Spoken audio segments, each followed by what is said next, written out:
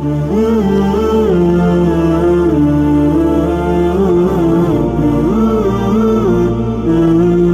سامعین کرام، خانہ کعبہ کی تعمیر حضرت آدم علیہ السلام نے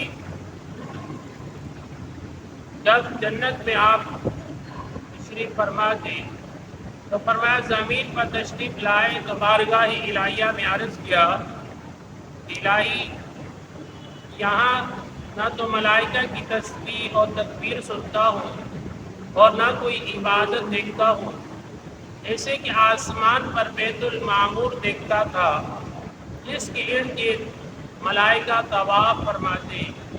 اللہ تعالیٰ نے ارشاد فرمایا کہ جاؤ جہاں ہم نشانی بتاتے ہیں وہاں کعبہ بنا کر اس کے ارد گرد طواف بھی کر لو اور اس کی طرف نماز بھی ادا کر لو۔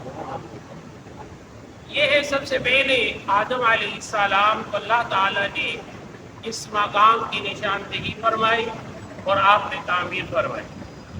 حضرت جبرائیل علیہ السلام حضرت آدم علیہ السلام کی رہبری کے لیے ان کے ساتھ چلے اور انہیں وہاں لائے جہاں سے زمین بنی تھی، یعنی کعبہ کی جگہ سے ہی سب سے پہلے پانی پر جھاگ، پھر جھاگ سے زمین کی ابتدا ہوئی۔ زمین کی ابتدا کعبہ معظمہ سے ہوئی، پھر فرمایا جبرائیل علیہ السلام نے وہاں اپنا پر مار کر ساتویں زمین تک بنیاد ڈال دی، جس کو ملائکہ نے 5 پہاڑوں کے پتھروں سے بھر کر فرمایا کوہ لبنان، کوہ طور، جودی اور ہیرا اور طور سیتا سے فرمایا بنیاد بھر کر نشانی کے لیے ہر طرف کو 4 فرمایا دیوار اٹھا دی اور اس طرف منہ کر کے آدم علیہ السلام نماز ادا فرماتے اور اس مقام کا طواف فرماتے۔ روایت میں فرمایا کہ بیت المعمور کو اسی بنیاد پر رکھا گیا۔ طوفان نوح میں بیت المعمور کو اٹھا لیا اور کعبہ کی جگہ اونچی ٹیلے کی طرح رہ گئی۔ لوگ یہاں آتے اور برکت کی رب تعالیٰ سے دعا مانگتے۔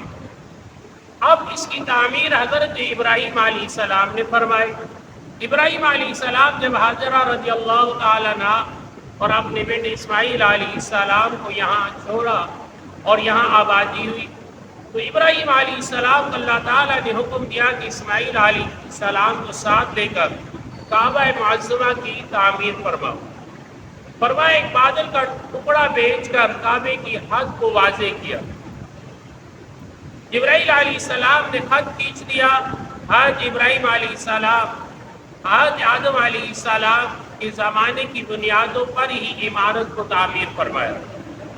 کعبہ معظمہ کی بلندی فرمایا 9 ہاتھ اور رکن اسود سے رکن شامی تک 33 ہاتھ اور رکن غربی سے رکن یمانی تک 31 ہاتھ اور رکن یمانی سے رکن اسود تک 20 ہاتھ اور فرمایا رکن شامی سے رکن غربی تک 22 ہاتھ ہے۔ فرمایا یہ کعبہ معظمہ کی طول اور عرض ہے۔ فرمایا کہ ابراہیم علیہ السلام کی تعمیر کے بعد آپ کی تعمیر کے بعد جزئی طور پر مختلف اوقات میں تعمیر ہوئی۔ فرمایا ایک مرتبہ علقمہ اور جرائم نے اسے تعمیر کیا اور اس کے بعد قصہ بن کلاب نے اس کی تعمیر کی، جس میں چھت اور درخت فرمایا مکلف کی لکڑی کی بنائی ہوئی، جس پر فرمایا بجائے تختوں کے خرمے کی لکڑی کو ڈال دیا گیا۔ فرمایا گیا قریش کی تعمیر۔ اب قریش نے کس طرح تعمیر فرمائی کہ ایک خاتون جو کعبہ معظمہ میں خوشبو لگاتی تھی اور ایک بار اچانک اس سے شعلہ اٹھا اور چھت جل گئی اور دیواریں پہلے ہی بوسیدہ ہو چکی تھی۔ قریش نے فیصلہ کیا کہ مکمل طور پر اس کی نئی تعمیر کی جائے۔ ولید بن مغیرہ کو عمارت کا امیر مقرر کیا اور یہ فرمایا کہ یہ طے ہوا کہ اس میں حلال مال خرچ ہوگا، اور اس وقت امیر لوگوں کے پاس سود کا سب سے زیادہ حاصل کردہ مال ہوتا تھا، اس لیے حلال مال کم مقدار میں جمع ہوا اور قریش نے مال کی کمی اور کچھ اپنے مقاصد کے پیش نظر چند فرق کر دی۔ فرمایا کعبے کی تعمیر زمین باہر نکال دی، یعنی عمارت کو چھوٹا کر دیا، اور کعبے سے باہر نکالی ہوئی زمین کو قدیم کہا جاتا ہے۔